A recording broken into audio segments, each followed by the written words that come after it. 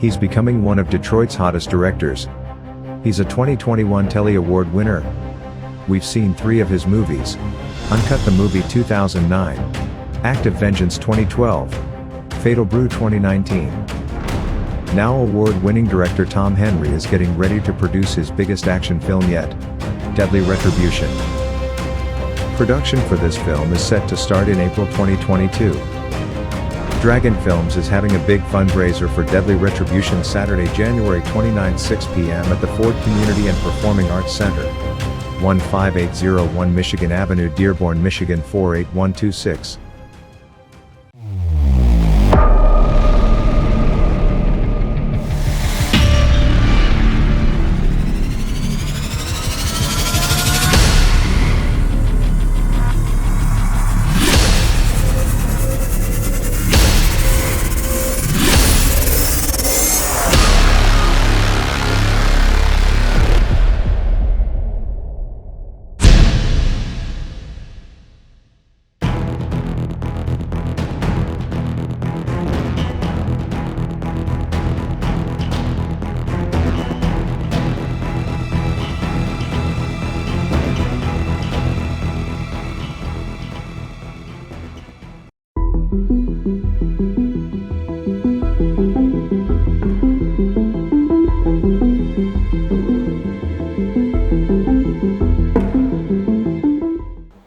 This is Cornbread once again, Inside the Music Biz. We happen to have the honor and pleasure of working with Mr. Silky J, who is the manager and father of the group Love I Am. Welcome to the show, sir. Welcome. Glad to be here. Great, great. So, in general, can you give our viewers a little brief history of Silky J and his role in the industry? Silky J. Well, I started out, actually I was used to be a scene dancer. On the scene? Yeah. See, I used to be I a didn't know dancer. that. Okay. I don't know if people knew that. No, my sister danced on that show. Yeah, I was working somewhere and my brother met R.J. Watkins, and he invited my brother to the scene, and he said, hey man, you got to meet my brother Silk, man, can he go too? You know, so R.J., he introduced me to R.J., and R.J. said, yeah man, come on down to the scene. You guys, you seem like some good guys, come on down, I want to invite you to the dance show. So anyway, I said, how do we get in? He said, well, just tell him you're a special guest of R.J. Watkins. So we went down there, and he said, dress nice. So I was a nice dresser back then anyway. So I had a sharp suit on. So then I came, there was all these people around the door trying to get in. And so we kind of worked our way through the crowd, and the guy opened the door, he said, who are you? He said, we're special guests of R.J. Watkins. And he said, come on in. So we went in, and so I was kind of a hot number on the scene. A lot of people, I got a lot of fan mail and stuff like that, and they would give me carte blanche treatment when I went down there, and I was wondering why. But they had their ratings were kind of going up a little bit, I believe. And I kind of brought a little bit more class and style to the show, okay, as far as dress attire. So they was like, you dress like this guy, you get the props that this guy is getting. So I originally was, I went to a Barbizon modeling school, that was back in the day. So I was just a pretty fancy dresser back then. And I put a lot into my clothing and stuff like that. You keep saying back then. Give us a little like time frame, years. What year was this? Well, that was back in the, I think it was back in the 80s. Okay. With the scene. And then as far as music-wise, my mother, she grew up with a lot of the like Smokey Robinson, and they actually were supposed to be the first Supremes.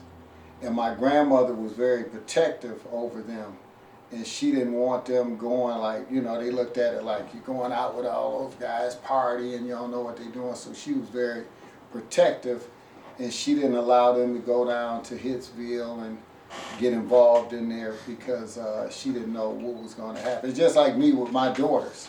I make sure I go with them, and make sure that they're around culture people or whatnot. And so I've kind of been surrounded by the music business. And my mother, my auntie, she wrote music, and my mother actually tried to produce a couple of my other cousins. Okay. And one of my cousins, he could really sing, and we back then we just had a little cassette tape. We were recording with that, and he just kind of flaked out, you know. He didn't.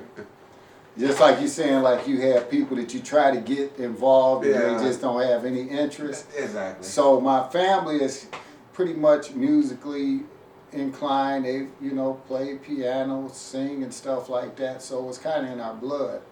So by me having that background, you know, I was dabbling in singing a bunch of the Motown stuff, and you know, because that's what my mother was into.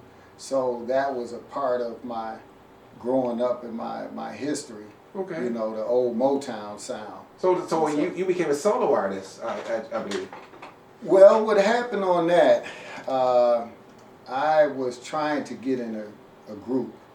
As a matter of fact, you know, back in the day, everybody had groups. Yeah. And the way you got discovered, you had to go out in front of a record company or something and catch somebody coming out and sing. So it wasn't like today's internet where you could just, you know, put your stuff on the internet, everybody will see it, you get all this worldwide exposure.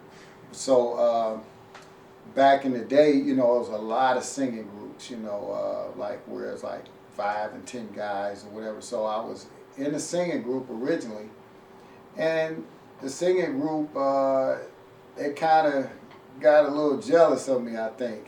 And because I think I was rehearsing and somebody was upstairs and said, "Whose voice is that? They sound good." And they was like, "Oh, we got to get rid of this guy. We don't want to be the star of the show." And I'm like my daughters. I didn't have to be a lead vocalist, or I just wanted to be in the mix, you know, right. Sing background, whatever. So I said, well, they kicked me out. I'm going to just go ahead. And I didn't even really get started. So I said, I'm going to just go ahead and do my own thing. So I set out on a quest to just do my own music, sing my own background. So I started looking for people with studios back then. And back then, I think if you had someone that had a 24-track studio, that was like top of the line or whatever. But you had some guys that may have had an 8-track recording and then 16-track.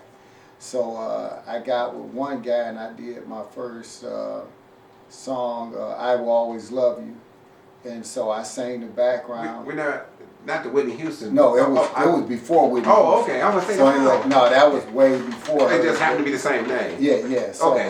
That was just something me and a guy did in his basement, and we went down there and turned that song out in about maybe 2 hours or something like that.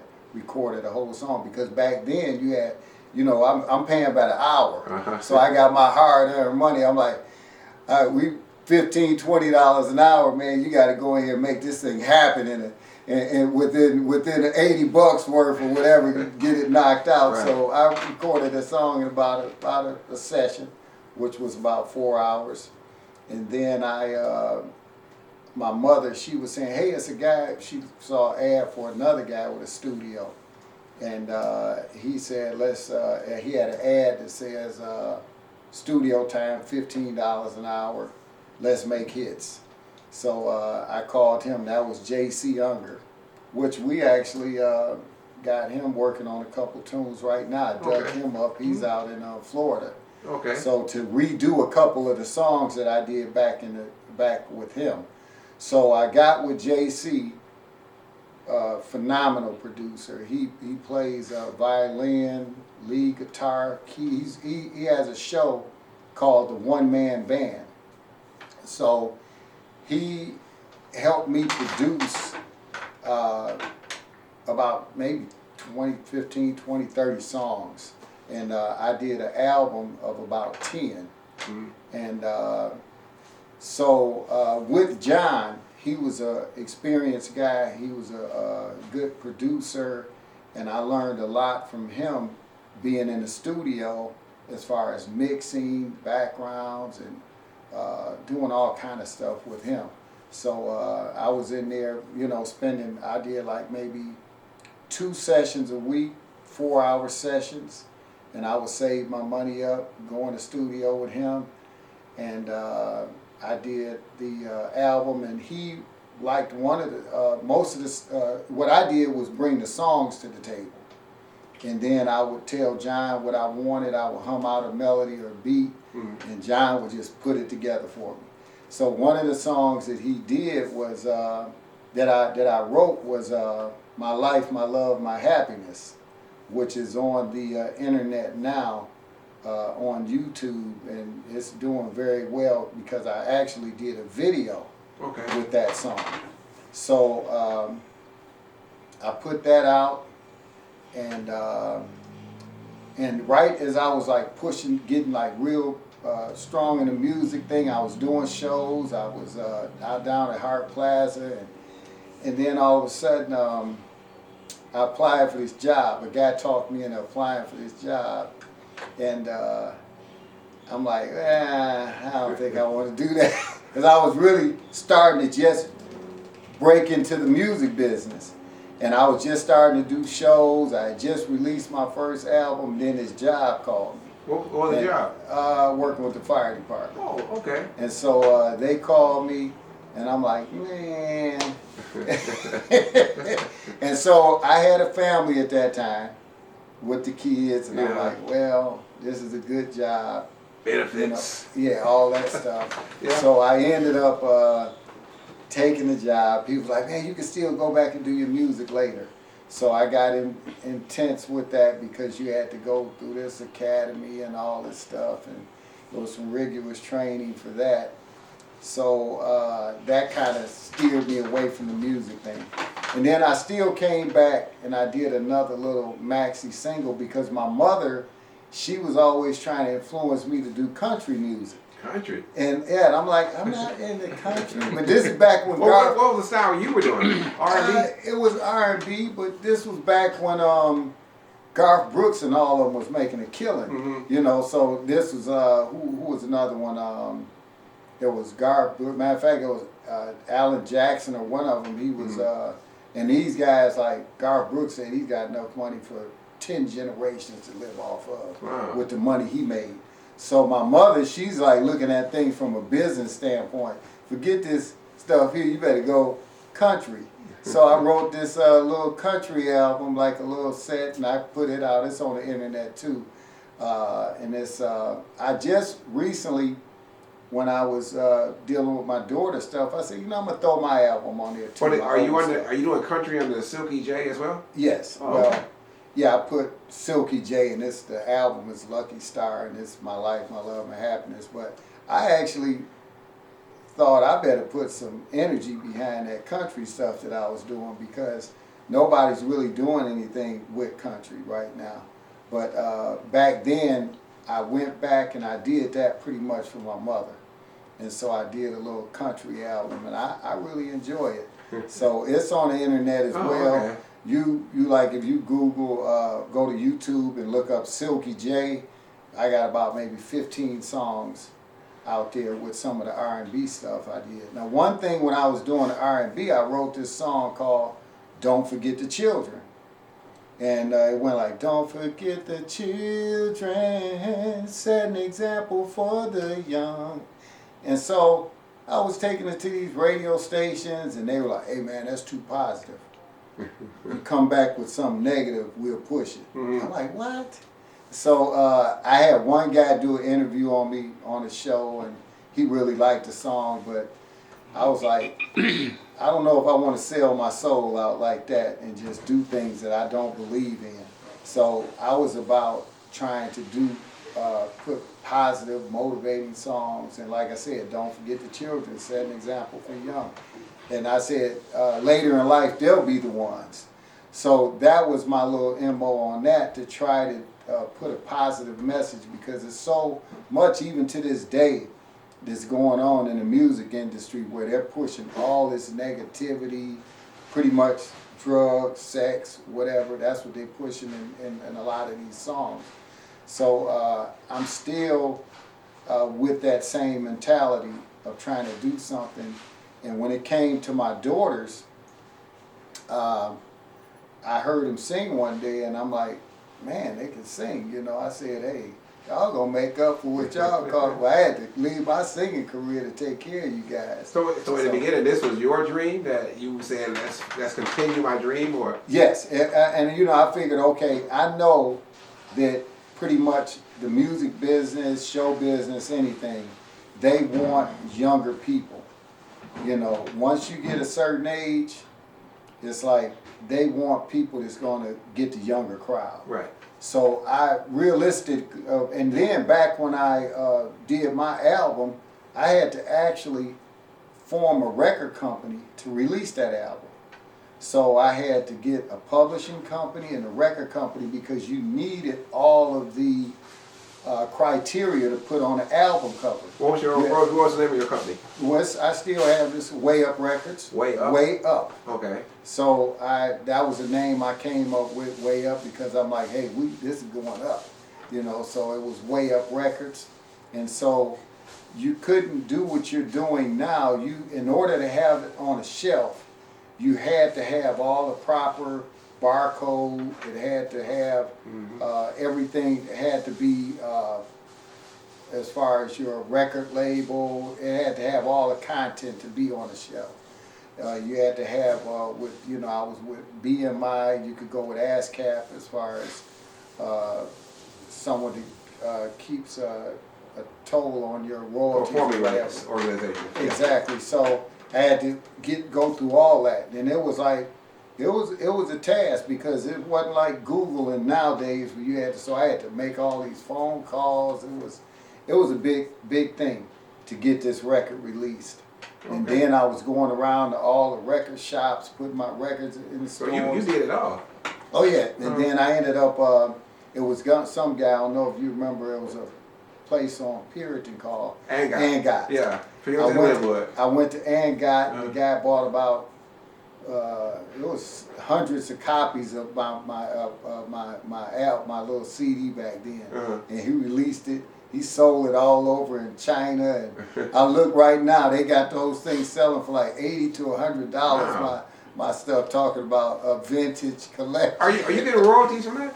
No, I'm not. And people actually started forming websites selling my record. You know, I'm like, man, you guys selling my stuff. So you know that's the basis of the movie Searching for Sugar Man. It won an Oscar. This guy from Detroit, he had a song out in the 60s, 70s, or whatever. It didn't do well here, but in South Africa, it became a huge hit. And the people in South Africa thought he was dead. And they came over here searching for his gravesite and do a pilgrimage, but he was huge over there. This guy working at Ford. And that documentary won an Oscar because this guy had no idea he was a huge hit in South Africa, Searching for Sugar Man. And he basically, so it was similar, you brought up, it making me think of that there's another country that made him a star. Long story short, he quit working at Ford and he went on tour. And late in life, when he became that star and he realized that he was something of still in demand, because his music was selling like crazy over there. And everybody thought he was dead. So it could happen. Well, and what I'm trying to relate to my daughters is that, it's certain processes that you have to go through, in terms, you gotta, see, I have a knack for making things happen. For instance, I was, at 21, I opened my own restaurant. So, it's like whatever I said I wanted to do in life, I did it. Mm-hmm. I said I'm gonna do me an album. I did it. I said I'm gonna open me a restaurant. I did it. Whatever I said I wanted to do. So it's a magic behind, or it's a process behind making those things happen. First of all, you got to envision it. You have to say, okay, this is what I want to do. And you have to really sincerely want to do it. And then you have to envision the steps in making it happen. So you got to see yourself doing what you want to do. After that, you have to start. That's your major goal. Let's say putting out an album is your goal.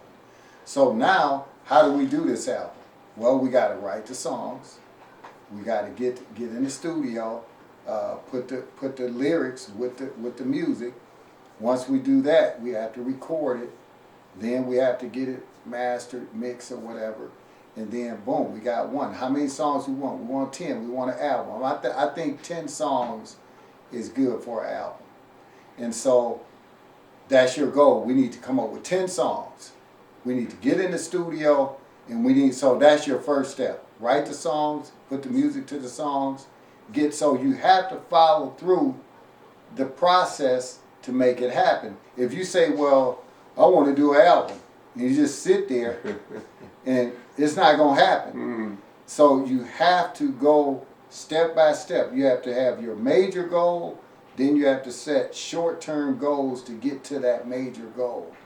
And once you do that, you just have to follow through.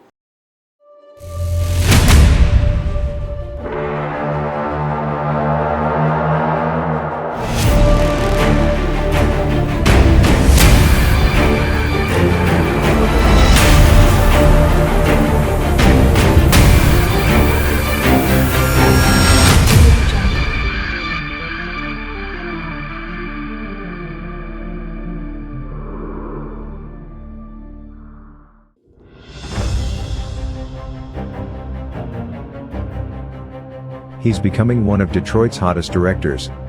He's a 2021 Telly Award winner.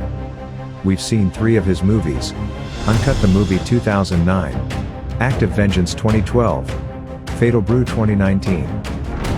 Now award-winning director Tom Henry is getting ready to produce his biggest action film yet, Deadly Retribution. Production for this film is set to start in April 2022. Dragon Films is having a big fundraiser for Deadly Retribution Saturday, January 29, 6 p.m. at the Ford Community and Performing Arts Center, 15801 Michigan Avenue, Dearborn, Michigan 48126.